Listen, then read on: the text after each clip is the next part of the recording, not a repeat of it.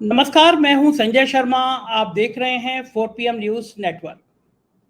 एक लाइन है कि तानाशाह का सबसे बड़ा डर ये होता है कि उसको लगता है कि लोग उससे डरना बंद कर देंगे। और यही हाल हो रहा है आजकल साहेब का। साहेब और छोटे साहेब परेशान हैं क्योंकि देश के नेताओं ने उनसे डरना बंद कर दिया है। एक नक्शा सामने रख दिया है साहेब का, और साहेब समझ गए हैं कि इस नक्शे में अब जो खाली जगह हैं वो 7-8 महीने में भरना नामुमकिन है। नक्शा है कुछ करीबी लोगों के सर्वे का, नक्शा है आरएसएस के सर्वे का, नक्शा है भारतीय जनता पार्टी के सर्वे का, और नक्शा है कार्यकर्ताओं के गुस्से का। और ये सारी परिस्थितियां बता रही हैं कि अगर हालात यही रहे तो भाजपा 200 से नीचे सीटों पर सिमट सकती है। परेशान है कि ईडी, इनकम टैक्स, सीबीआई, इनसे तेजस्वी यादव ने डरना बंद कर दिया है, इनसे अखिलेश यादव ने डरना बंद कर दिया है, इनसे शरद पवार ने डरना बंद कर दिया, और इनसे ममता बनर्जी ने डरना बंद कर दिया, और केजरीवाल ने भी डरना बंद कर दिया है। बेंगलोर में जो मीटिंग हो रही है जिसमें धीरे धीरे कुनवा बढ़ते हुए 26 तक जा पहुंचा है। आज से 7-8 महीने पहले जब विपक्ष के नेताओं की एकजुटता की बात थी तो 8 या 9 पार्टियां इकट्ठी थी।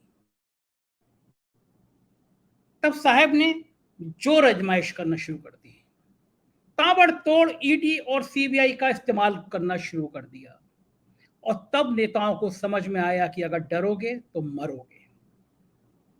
जीतता वही है, चाहे जिंदगी का इम्तहान हो या सत्ता का इम्तहान हो, जो लड़ता है। जो लड़ता है वो जीतता है, जो डरता है वो मरता है। कुछ कुछ इसी तर्ज पर बेंगलोर में 26 लोग पहुंचे।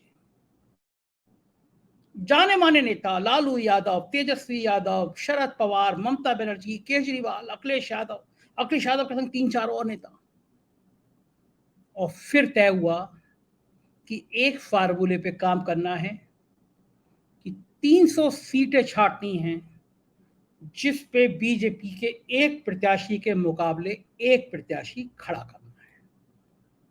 और फार्मूला भी बड़ा आसान था कि इसमें से अधिकांश सीटें हों, यूपी हो, बिहार हो, महाराष्ट्र हो, बंगाल हो, मध्य प्रदेश हो, राजस्थान हो, यहाँ तो दोनों भी जगह कांग्रेस ही है।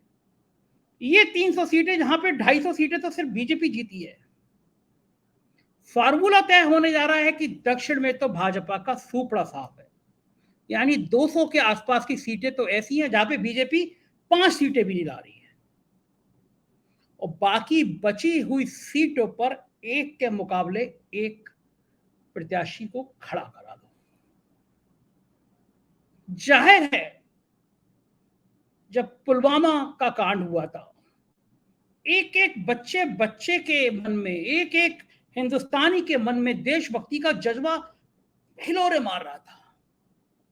राष्ट्रवाद, हिंदू मुस्लिमवाद चरम पे था 2019 में। उसका तो आज 20% भी नहीं है। तब सीटें, वोट प्रतिशत था 37%। जितने वोट पड़े थे, अगर 100 वोट पड़े थे तो 37 मिले थे भाजपा को और 63 मिले थे विपक्ष को। तब कांग्रेस को भी गुमान था, उसने विपक्ष को साथ नहीं लिया था, वोट बिखर गया था। लेकिन अब ये 63% लगभग एक जगह है। भाजपा का 37% घटकर नीचे आ रहा है, लगातार आ रहा है। और ऐसे समय में फिर गलती कर रहे हैं साहेब और छोटे साहेब, और गलती उन राज्यों में कर गए, खासतौर से एक ऐसे राज्य उत्तर प्रदेश में जहां से सबसे ज्यादा सीटें लाने की उम्मीद थी। देखिए, डर गए योगी आदित्यनाथ से, डर गए उन नारों से जो कहते थे कि मोदी के बाद योगी, डर गए उन बातों से कि योगी हिंदुत्व का इतना बड़ा ब्रांड बन रहे हैं कि वो दिल्ली दरबार को खतरा पैदा कर रहे हैं। और तब दिल्ली दरबार अपने जिंदगी की सबसे बड़ी गलती कर गया। ओपी राजभर को बिना योगी की सहमति के, बिना योगी की पसंद के एनडीए का हिस्सा बना दिया गया। राजभर की पार्टी के विधायक हैं अब्बास अंसारी, मुख्तार अंसारी के साहबजादे। वो मुख्तार अंसारी जो भाजपा विधायक कृष्णानंद राय की हत्या के आरोप में बंद हुए थे, और पूरा संघ, पूरी बीजेपी मऊ दंगे का आरोपी मानती है, कृष्णानंद राय की हत्या का आरोपी मानती है। उनके बेटे को पहली बार विधानसभा में जिस व्यक्ति ने, जिस पार्टी ने भेजा, अब वो अमित शाह के साथ बैठ के अमित शाह का हिस्सेदार हो रहा है। योगी आदित्यनाथ की 6 साल की पूरी मेहनत, योगी आदित्यनाथ की 6 साल की ब्रांडिंग कि मैंने माफियाओं को मिट्टी में मिला दिया, उसमें सबसे बड़ा नाम मुख्तार अंसारी। आज लोग कह रहे हैं कि अब तो योगी और मुख्तार अंसारी, उनका बेटा, एक ही गठबंधन में आ गए, यानी एक मंच होगा जिसपे अमित शाह भाषण दे रहे होंगे, इसमें अमित शाह भी भाषण दे रहे होंगे, तो योगी आदित्यनाथ बैठे होंगे, और मुख्तार का लड़का जेल से बाहर आ गया तो उसी मंच पे वो योगी आदित्यनाथ के बराबर बैठा होगा, क्योंकि गठबंधन की सरकार है। योगी आदित्यनाथ कल से तिलमिलाए हुए हैं। आज कार्यक्रम में एक वीडियो वायरल हुआ जिसमें राजनाथ सिंह, योगी, गडकरी की जबरदस्त केमिस्ट्री देखने को मिली। ये वीडियो सोशल मीडिया पे वायरल हो रहा है और कहा जा रहा है ये 3 नेताओं की केमिस्ट्री बता रही है, इन 3 नेताओं का गठजोड़ बता रहा है, इन 3 नेताओं की दोस्ती बता रही है, उन 3 नेताओं का विचारधारा बता रही है कि साहेब आपने बहुत परेशान किया, अब बारी हमारी है। भारतीय जनता पार्टी में योगी आदित्यनाथ की ब्रांडिंग खत्म करने का जो बीड़ा दिल्ली दरबार ने उठाया, उसने योगी आदित्यनाथ को बहुत गुस्से में ला दिया। हमने 4 PM में आज फ्रंट पेज पे खबर छापी, पूछा कि अब मुख्तार अंसारी के जो दावे थे योगी आदित्यनाथ, उन दावों का क्या होगा। योगी आदित्यनाथ के बड़ा भक्त, एक समर्थक बीजेपी के नेता ने मुझे ट्वीट किया, भैया ये कैसे हो गया, हमारी तो, महाराज जी की तो सारी ब्रांडिंग खत्म कर दी, एक झटके में खत्म कर दी।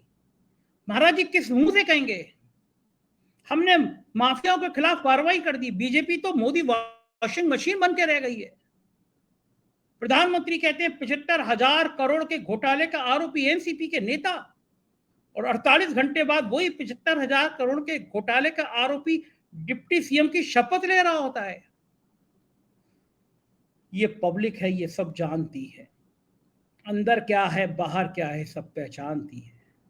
साहेब गलती कर गए, उनको लगा कि वो कुछ भी करेंगे जनता के बीच में। वो 2014 और 2019 वाले मोदी हैं, जिनको जनता, जिनको उनके भक्त भगवान विष्णु का अवतार समझते हैं।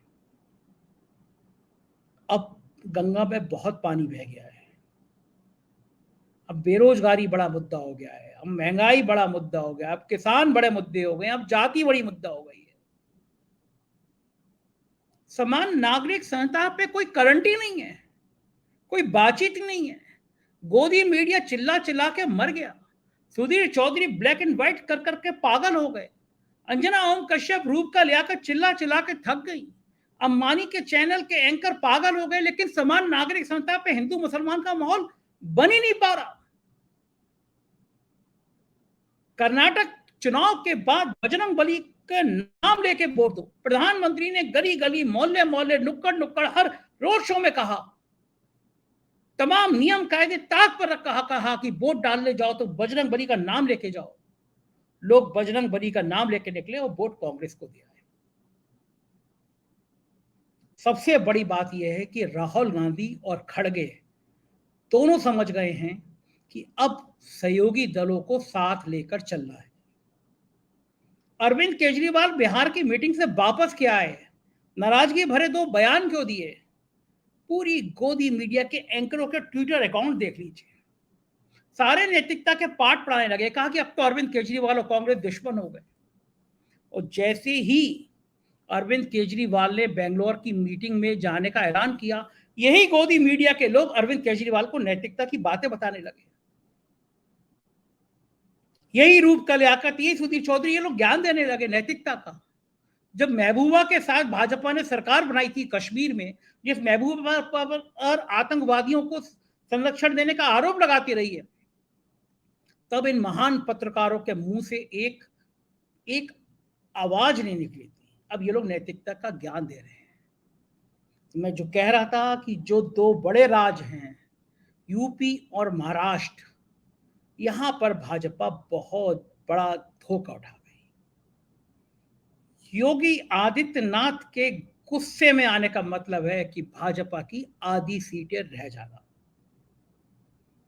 सब जानते हैं अगर योगी नाथ का गुस्सा आया तो ये ले अपनी लपट कमरिया बहुत नाच नचायो।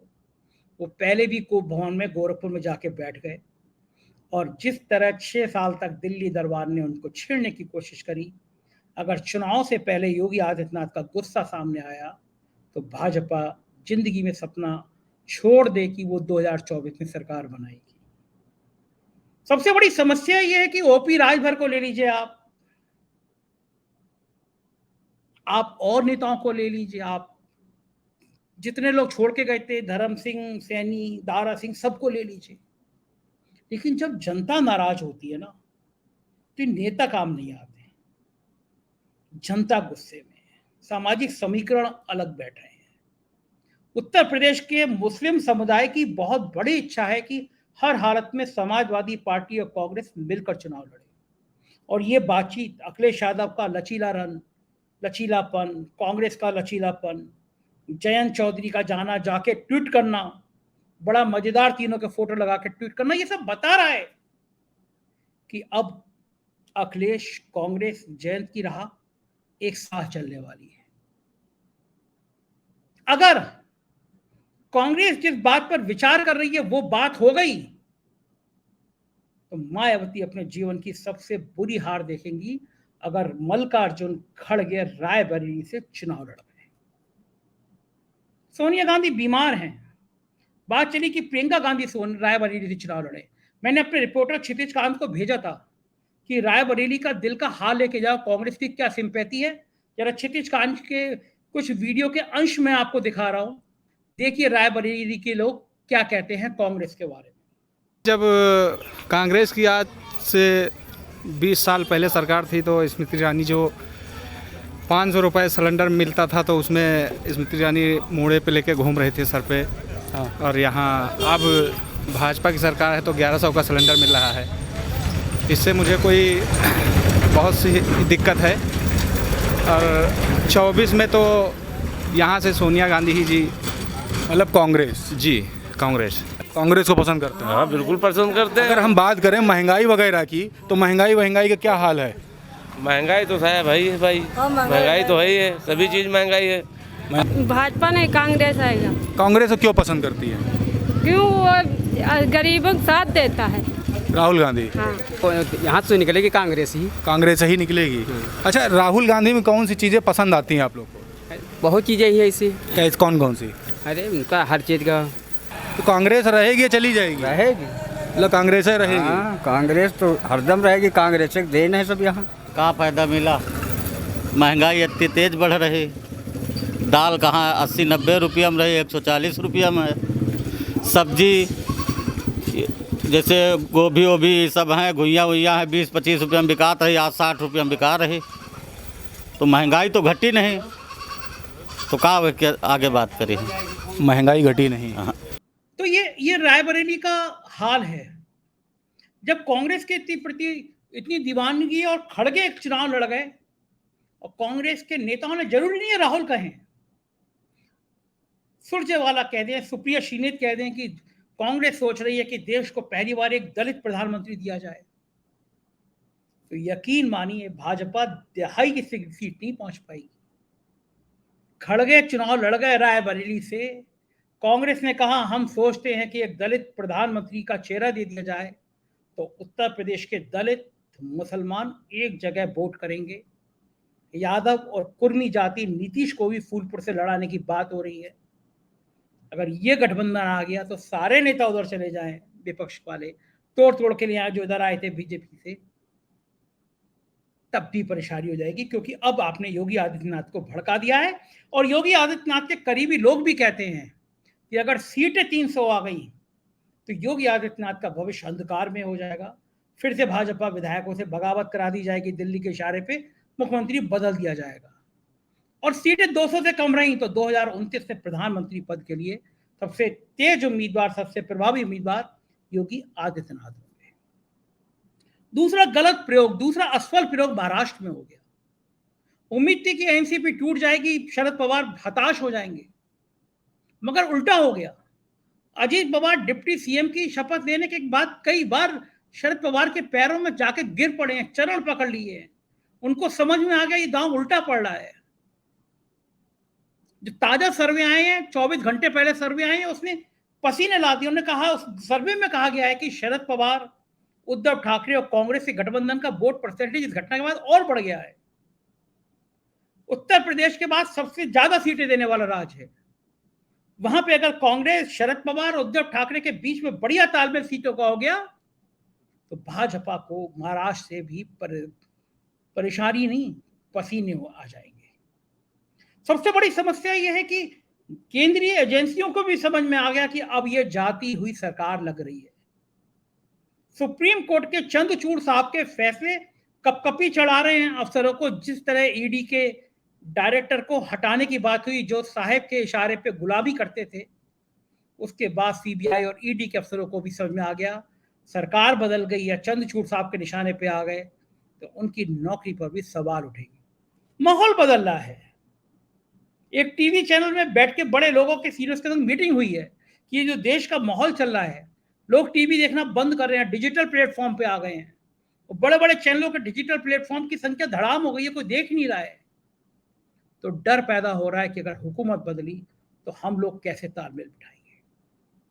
ये ताजी हवाएं आ रही हैं, ये लोकतंत्र को बचाने की हवाएं आ रही हैं, ये तानाशाह के सामने तनकर खड़े होने वाली हवाएं आ रही हैं। और जाहिर है, जो कहते थे एक अकेला शेर काफी, हमें किसी गठबंधन की जरूरत नहीं, अब वो भाजपा भी अपने गठबंधन के सहयोगियों की संख्या बता रही है। छोटे छोटे 2-2 पार्टी वाले, बिना पार्टी सांसद वाले लोगों को बुला रही है बीजेपी। अब कोई नहीं पूछ रहा कि वो अकेला शेर कहाँ गया। तो कहता था अकेला शेर सब पर भारी, उस अकेले शेर को डर क्यों लग रहा है। तो जाहिर है यूपी और महाराष्ट्र ऐसे राज्य हैं जिसे साहेब और छोटे साहेब की नींदें उड़ा दी हैं। होगा क्या, हम आपको बताते रहेंगे। आप देखते रहिए 4 PM। आपके प्यार के लिए शुक्रिया। हमारे राज्यों के चैनल हैं 4 PM यूपी, बिहार, गुजरात, महाराष्ट्र, कर्नाटक, इन्हें भी सब्सक्राइब करिएगा। शुक्रिया, थैंक यू।